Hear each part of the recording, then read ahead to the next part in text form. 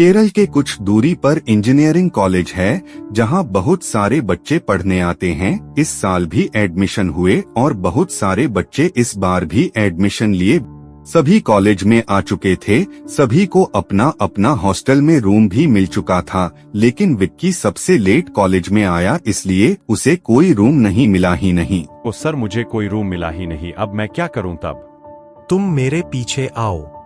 Vicky sir के पीछे पीछे जाने लगा और वह जब रूम के अंदर घुसा तो देखा कि रूम की हालत बहुत ही खराब थी। जैसे लग रहा था कि कई दिनों से यह दरवाजा खुला ही ना हो। जब विक्की रूम के अंदर गया तो लग रहा था कि विक्की से यह कमरा कुछ कह रही।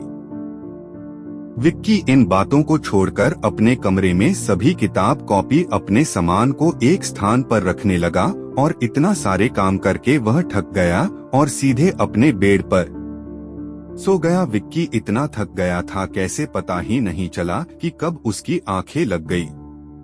प्रिंसिपल को पता चला कि विक्की को 402 रूम दे दिया गया है, तब उसकी आंखों में वह डर साफ साफ दिखने लगा।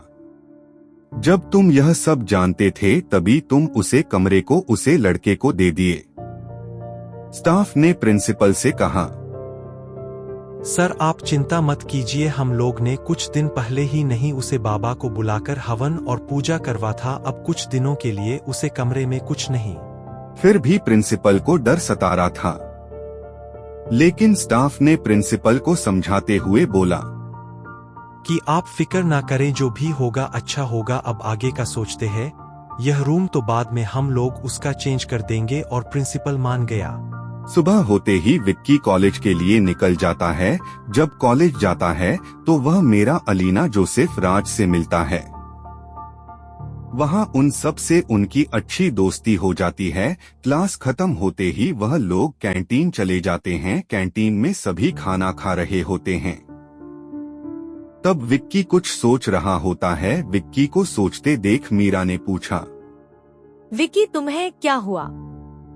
तब विक्की सोचते हुए बोलता है, अरे कुछ नहीं यार, कल मैं जब रूम में था तो कुछ अजीब सा लग रहा था, मानो कोई मेरे रूम में खड़ा है। मीरा ने कहा, ऐसा कुछ नहीं है, तुम बहुत थक चुके थे इसलिए तुम्हें ऐसा लग रहा था कि कमरे में कोई खड़ा है, वरना कुछ नहीं है कमरे में। यह सभी बातें करके सब अपने अपने कमरे में चले गए।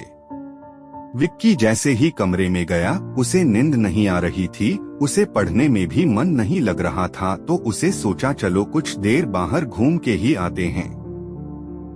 विक्की जब बाहर घूम रहा था तो हॉस्टल पूरा शांत लग रहा था कि यहाँ कुछ है ही नहीं, लेकिन अचानक हवा तेज हो गई, बिजली कड़कने लगी और फिर विक्की ने सोचा कि चलो अब कमरे में वापस चला जाए। जैसे ही विक्की रूम में जाने के लिए मुड़ा कि अचानक उसे छत पर देखा। एक उड़ती हुई भूतनी को देखते ही विक्की बेहोश हो गया। जब जोसेफ बाहर आया तो विक्की को बेहोश देखा। विक्की को बेहोश देखते ही जो दौड़ते हुए विक्की के पास आया।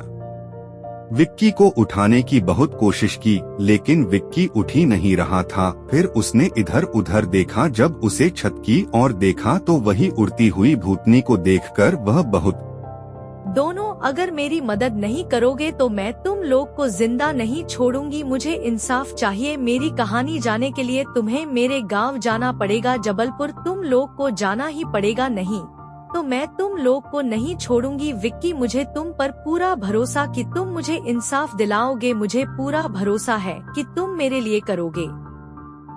विक्की और उसके सारे दोस्त जबलपुर गांव गए। वहां जाकर जैसे ही गांव वालों से उसे मंजू के बारे में पूछा, वहां के लोग चौंक गए और उसे कहा, अरे मंजू तो बहुत पहले मर गई, तुम लोग कौन हो और क्यों पूछे रहे हो मंजू के बारे में?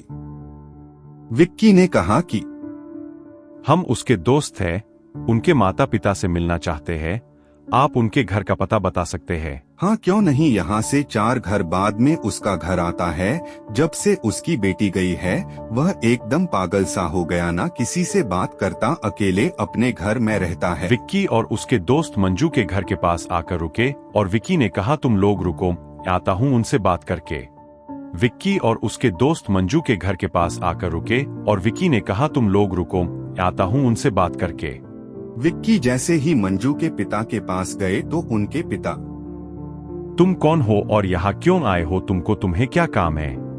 विक्की ने रात की सारी घटना मंजू के पिता को बताया कि उसके साथ क्या हुआ। उसे बताया कि मंजू ने आपके पास भेजा है और बोला कि मेरे पिता सारी बात जानते हैं। वह बताएंगे कि 402 कमरे में मेरे साथ क्या हुआ था। आप मुझे सारी बात बताए, कुछ भी नहीं छुपाएगा, तब मैं मंजू को इंसाफ दिला सकता हूँ। तब उसके पिता की आंखों में आंसू आ गया और उसके पिता ने बोलना शुरू किया। बहुत ही होशियार थी, पढ़ने में भी बहुत तेज थी। जब वह कॉलेज गई तो बहुत खुश थी, लेकिन कुछ ही दिन खबर कॉलेज से फोन आया कि मेरी बेटी अब इस दुनिया में नहीं रही। मुझे तो विश्वास ही नहीं हो रहा था कि मेरी बेटी अब नहीं रही। जब मैं कॉलेज जाकर पता लगाया तो सभी ने मुझे धक्का मार के कॉलेज से निकल दिया। जब मैंने छानबीन किया तो मुझे पता चला कि मेरी बेटी खुद खुशी नहीं की थी, बल्कि कॉलेज के ही कुछ लोगों ने मेरी बेटी की हत्या कर दी और वह लोग कोई और नहीं